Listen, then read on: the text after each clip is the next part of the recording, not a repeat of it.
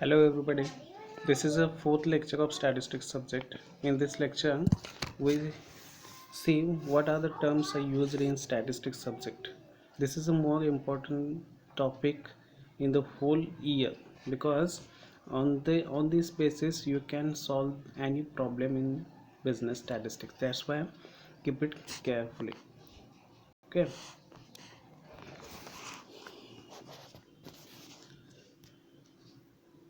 The first term used in statistics, that is a constant nothing but a measurable characteristics which never change its value is known as constant म्हणजे अशी value की त्याला आपण स्थिर value म्हणतो की ज्याची व्हॅल्यू कोणत्याही गणितामध्ये बदलत नाही. मग त्याचं चांगलं उदाहरण म्हणजे आपल्याला पायची किंमत माहीत आहे.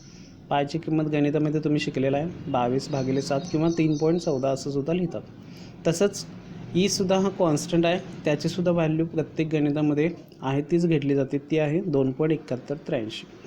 त्यामुळं मी इथून पुढे जर तुम्हाला कॉन्स्टंट हा शब्द वापरलो तर त्याचा अर्थ तुम्हाला लागला पाहिजे की कॉन्स्टंट याचा अर्थ कोणतीही व्हॅल्यू की जी कधीही चेंज होत नाही गणितामध्ये.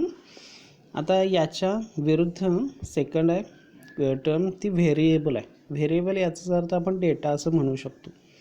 Variable nothing but a measurable characteristics which change its value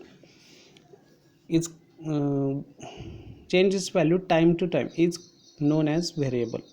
constant याचा अर्थ काय, नेव्हर चेंज म्हणजे कधीही चेंज होत नाही. आणि व्हेरिएबल याचा अर्थ change its value time to time म्हणजे टाईमनुसार ती सतत चेंज होत असते.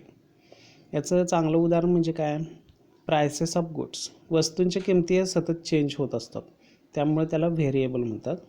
किंवा डिमांड असेल, एखाद्या वस्तूची मागणी असेल, एखाद्या वस्तूचा पुरवठा असेल, किंवा मागच्या वर्षी BCom सेकंड इयरमध्ये जे नंबर ऑफ स्टुडंट्स असतील फॉर एक्झाम्पल 150 असतील तर यावर्षी 150च असतील असं नाही आहे.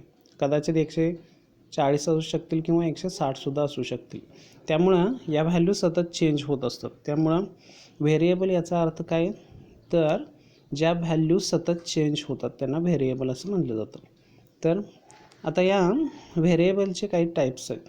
तर बघा, types of variable, there are 4 types of variable such as first one is quantitative variable. Quantitative variable म्हणजे काय बघा, व्हेरिएबल याचा अर्थ काय की जे सतत चेंज होतं.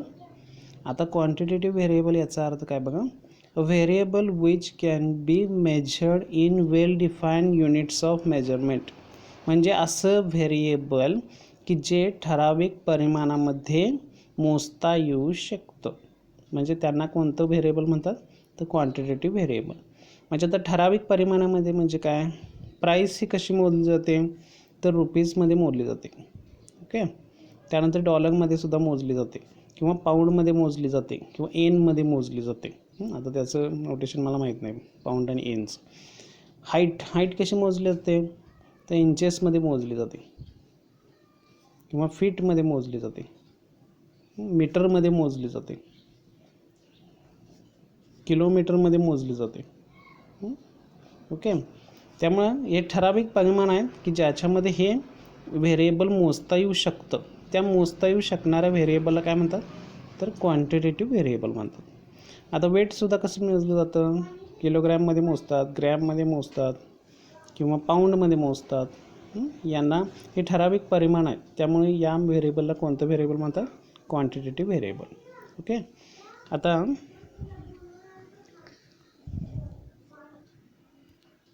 सेकंड बघा, qualitative variable. Qualitative variable nothing but a variable which cannot be measured in well defined units of measurement. म्हणजे जे ठराविक परिमाणामध्ये मोजता येऊ शकत नाही परंतु जे सतत बदलतं त्यांना कोणतं व्हेरिएबल म्हणतात, तर क्वालिटेटिव्ह व्हेरिएबल म्हणतात. मग फॉर एक्झाम्पल काय की स्किल जे सतत चेंज होत असतं म्हणजे मागच्या वर्षी जे असणारं स्किल आहे ते यावर्षी असेल की सांगता येत नाही. कदाचित ते चांगलंसुद्धा असू शकेल किंवा कदाचित खराबसुद्धा झालेलं असेल. किंवा आपल्या फिलिंग्सच्या चेंज होत असतात किंवा आपलं सौंदर्य जे असतं ब्युटी ते मागच्या वर्षापेक्षा आपण कदाचित यावर्षी सुंदर दिसत असेल किंवा कमी सुंदर दिसत असेल, हे सतत चेंज होत असतं, परंतु हे काही कोणत्याही ठराविक परिमाणामध्ये मोजता येऊ शकत नाहीत. ह्या सगळ्या आपल्या क्वालिटीज आहेत, त्यामुळेच यांना क्वालिटेटिव्ह व्हेरिएबल्स असं म्हणलं जातं. ओके.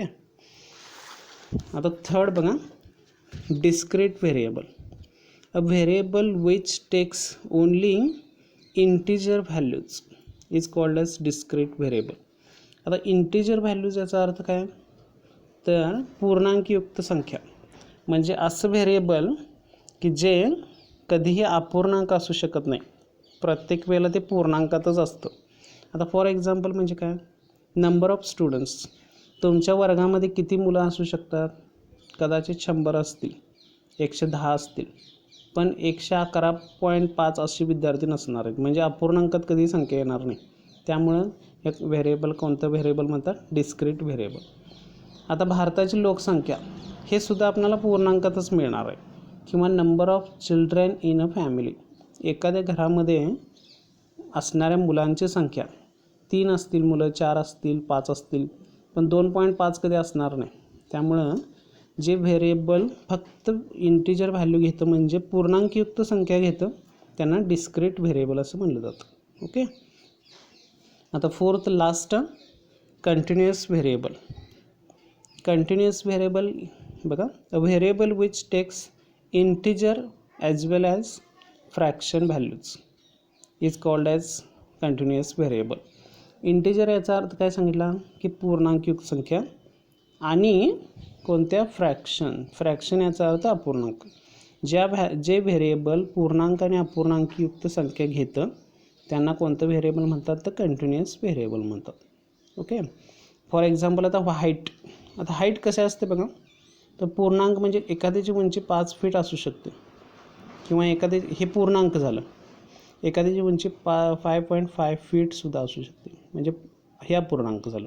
म्हणजे जे व्हेरिएबल पूर्णांक आणि अपूर्णांक दोन्ही संख्या घेतं त्यांना कंटिन्युअस व्हेरिएबल म्हणतात. ओके. वेटसुद्धा असंच, एखाद्याचं वजन 50 किलो असेल, एखाद्याचं 50 किलो 50 ग्रॅम असेल. ओके. पूर्णांक आणि अपूर्णांक.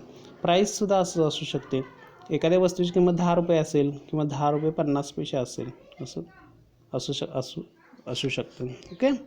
या लेक्चरमध्ये एवढेच पॉईंट घेऊया, कारण जर त्याचं टाईम वाढलं तर डेटा खूप लोड व्हायला प्रॉब्लेम येतो. त्यामुळे हे तिसरा पॉईंट आपण नेक्स्ट लेक्चरमध्ये बघूया.